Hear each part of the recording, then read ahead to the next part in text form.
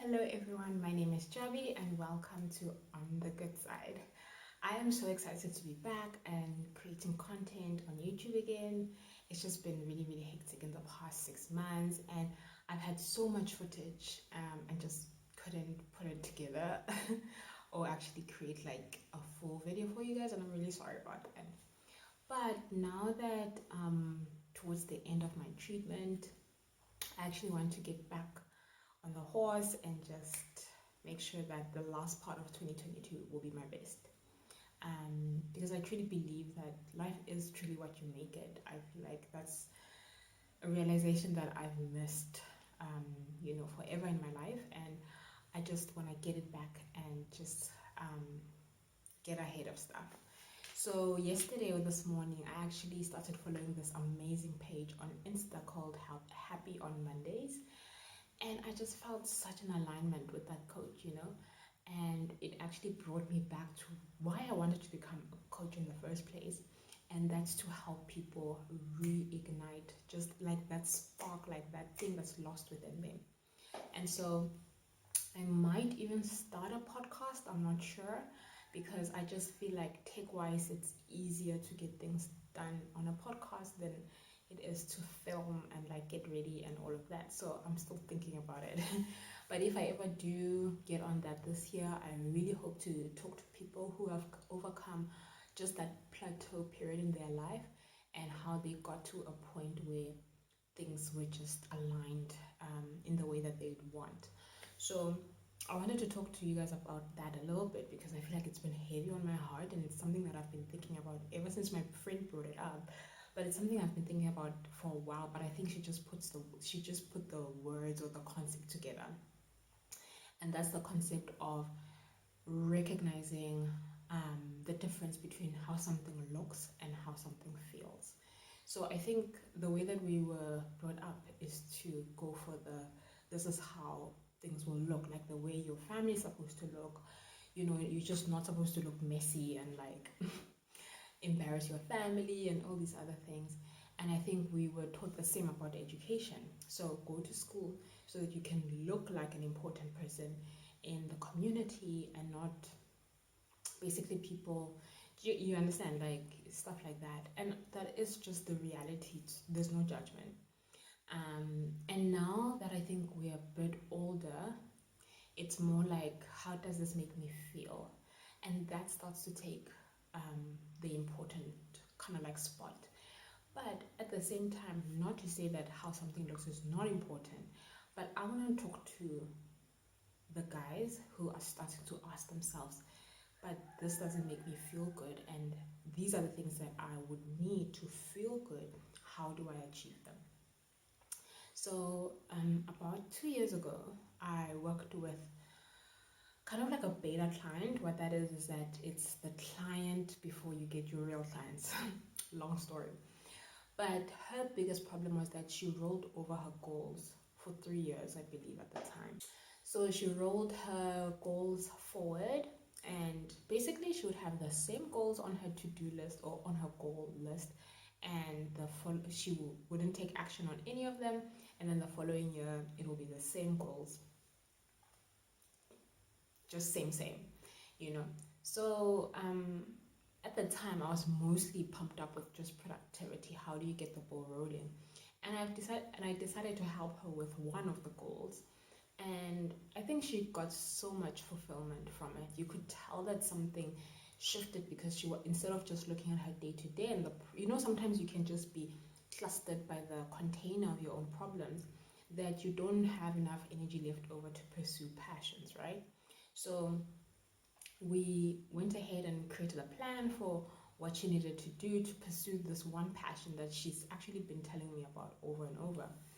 So once we got the ball rolling, I think she kind of felt that it was taking up a lot of time, which is why when you work with me, you need to create the space where you can actually execute the thing that you want. For example, if you work with a brand new fitness coach, and because you want to have abs in 6 months, do you understand that you need to see that coach maybe twice a week without fail so that you guys can meet that particular goal. So that's what I think she failed to do. She first showed up at first, and then later on it became something like, not really showing up. And I think once things started getting done so half-heartedly, more chaos started to emerge, because now it's like these things that could have been automated, or these things that standard operating procedures could have been created for, is suddenly being solved on a day-by-day basis, and that creates chaos, and that makes it seem like the task that you're trying to achieve is out of reach, or it's too difficult to get to. So what I do is that I help people put standard operating procedures in place. I help people create structure, and I help them create discipline. And I think that's the one thing that most millennials don't have.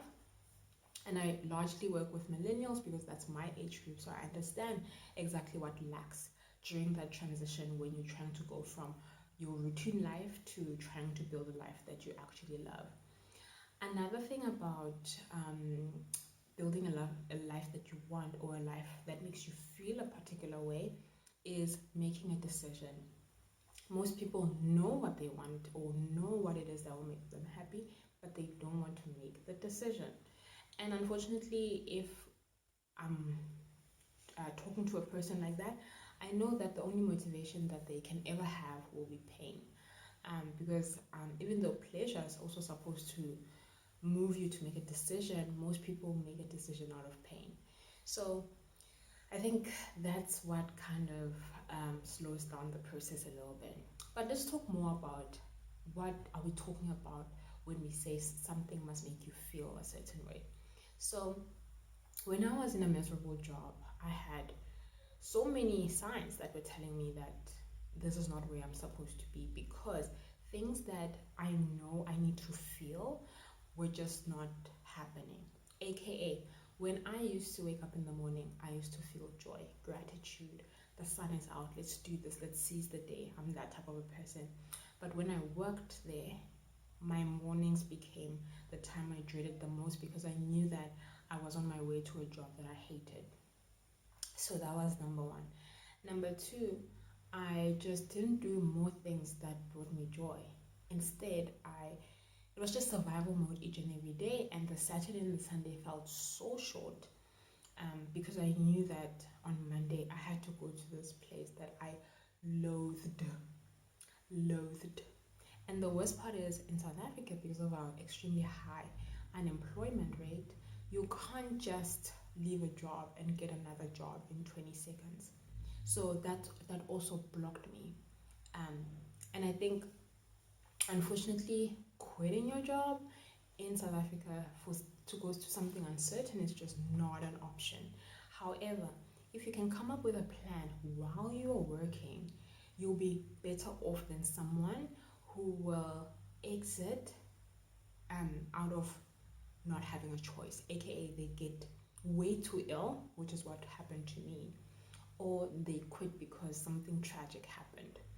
Now, at our age, like if you're firstborn, unfortunately the tragedies involve our parents and maybe something that they're going through, and that's when you start to reassess life in terms of, is this worth it? Like, is because now you start to realize your own mortality, that you could also die. And I know this is a somber subject, but it is what comes up because of the fact that we just idle, we just sit there, sometimes for 10 years, just the same hum.